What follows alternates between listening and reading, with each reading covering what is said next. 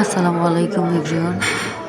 আসলে দীর্ঘদিন পরে আপনাদের সাথে একটি ভিডিও শেয়ার করতে যাচ্ছি, তবে সেটা আসলে আমার জীবনে অনেক দুঃখ। কারণ আমার সবচাইতে ভালো এবং আমার খুব কাছে আমার মেজবানটি মারা গিয়েছে। আজকে বিগত 8 দিন হয়ে গেছে।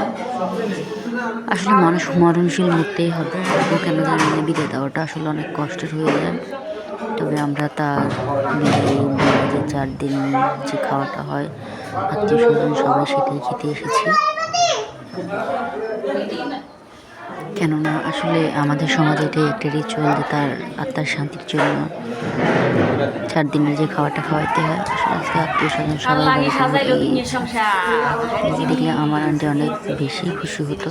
তার বিদায় পেলে সবাই বিয়ে বাড়ির আয়োজনের মতো সবাই চলে এসেছে, যেখানে আমার মা তার বোনের জন্য কত কান্না।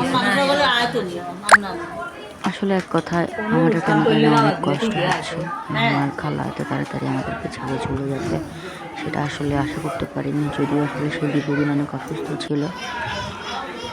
তবে এটাই বলবো, আল্লাহ তার কে জানাতে ফেরদৌস নসিব করুক। সে অনেক ভালো মানুষ ছিল, দীর্ঘদিন অসুস্থ ছিল। সে তার দুটো কিডনি চলে গেছে। আল্লাহ আমাদের সবাইকে সেখান থেকে শিক্ষা দান করুক। তবে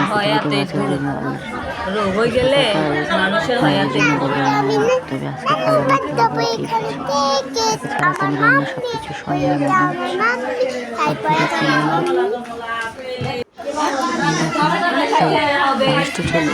তারপরে আত্মীয় স্বজন সবাই যেন ঘরে ফিরে গেছে। তবে যাই হোক, যারা আমার ভিডিওটা দেখবেন আশা করি সবাই আমাদের সাথে সাথে আমার খালের জন্য দোয়া করবেন। আল্লাহ যেন তাকে জান্নাতুল ফেরদৌস নসিব করে। এবং আমি আপনাদের সবার সুস্থতা কামনা করি। যারা যারা আমার ভিডিও দেখতেছেন, আল্লাহ সবাইকে সুস্থ রাখুক এবং শারীরিক শরীরের সমস্ত রোগীর শিফা দান করুক। কেননা দুনিয়াটাই আসলে কয়েকদিনের এই দুনিয়াতে আসলে সুস্থতা যে না সুস্থ না সেই বোঝা যায় আসলে সুস্থতা কত বড় নিয়ামত। তো সবাই ভালো থাকবেন।